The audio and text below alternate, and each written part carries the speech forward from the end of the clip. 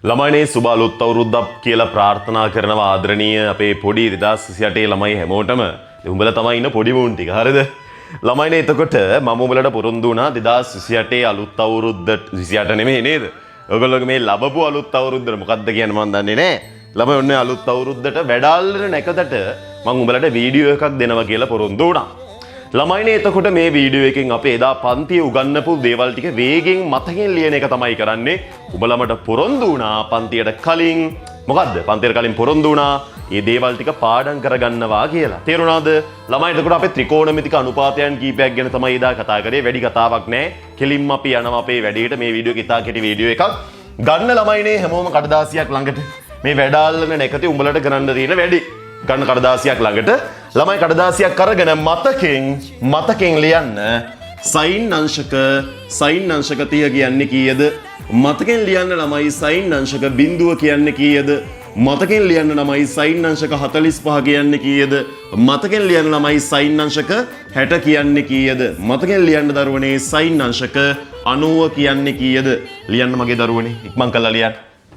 මේ 1 මේ 2 මේ 3 මේ 4 මේ 5 මේ 5 ලියන්න දරුවනේ ඉක්මන් කරලා ලියන්න.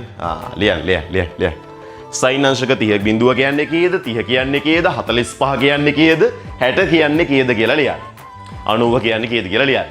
දැන් වැඩ අල්ලන වෙලාවට ගොඩක් වැඩ කරන්න ඕනේ නැහැ. එක වැඩක් හරියට කරලා ළමයිනේ ඒකට ආරම්භයක් ගන්නද? ඒ හොඳටම ඇති. දැන් කොහොමද උඹලගේ අලුත් අවුරුද්ද? රතිඤ්ඤා පිපරෙව්වද? දැන් ආහාර අනුභව කරන්න තදියමේ ඉන්නේ නේද? දැන් ළමයිනේ අනුභව කරන්න පුළුවන් බය වෙන්න එපා. මේ වීඩියෝ එක මේ ටික ලියලා ඉවර වෙනවා. හරි? තෑන්න ගැන ලියන්න දෙන්නේ නැහැ. කොස්සා ගැන ලියන්න දෙන්නේ නැහැ. හැබැයි ඔයාට ඇම්මක් තියෙනවා නම් ඔන්න කොස්සා ගැන ටිකයි තෑන්න ගැන ටිකයි සට ගාලා ලියන්න පුළුවන් දරුවෝ. එන්නකො බලන්න. සයින් අංශක බිඳුව කියන්නේ ළමයි ඔයගොල්ලෝ ලිව්වා නේද? බිඳුවයි. සයින් අංශක 30 කියන්නේ ළමයි භාගයයි. සයින් අංශක 45 කියන්නේ එක බෙදීම මූල 2යි. දරුණේ සයින් අංශක 60 කියලා කියන්නේ කීයද? සයින් අංශක 60 කියන්නේ මූල 3 බෙදීම 2යි. සයින් අංශක 90 කියලා කියන්නේ මගේ දරුවෝ කීයද? 1යි. හරි. ළමයි එහෙනම් ඔය ඇති. හරි. ඔය ඇති. දැන් ඕගොල්ලෝ ගිහිල්ලා ඕගොල්ලෝගේ අනිත් නැකත් ටික කරගෙන යන්න. ළමයි නැකත කියන්නේ ඔයාගේ ජීවිතේ මේ වෙලාව විතරක් නම් නෙමෙයි. හොඳට මතක තියාගන්න. ඔයා මේ අවුරුද්ද සාර්ථක කරගන්න නම් මගේ පළවෙනි අවවාදය නැකතට වැඩ කරේ යම් ආසාවකින් ධෛර්යයකින්ද ඒ ආසාවෙන් ඒ ධෛර්යයෙන්ම මේ ඉතුරු දවස් ටිකෙත් වැඩ ටික හරියට කරගෙන යා යුතුයි. තේරුණාද? හිතට ගන්න ළමයි මේ අලුත් අවුරුද්දේ සාර්ථක වෙලා මිසක් නතර වෙන්නේ නැහැ කියලා.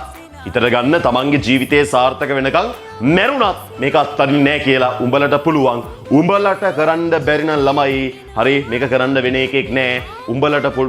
උඹලට මේක කරන්න බැරි නම් කාටද මම මේක කරන්න පුළුවන්? හොඳට ඒ වචනේ හිතට ගනිලා අරගෙන හිතට ගැම්ම අරගෙන මේ අලුත් අවුරුද්දම සාර්ථක කරගන්න ළමයි ප්ලෑන් එකක් ඔළුවට හදාගන්න. උඹලට පුළුවන් මගේ දරුවනේ. එහෙනම් හැමෝටම තෙරුවන් සරණයි ළමයි.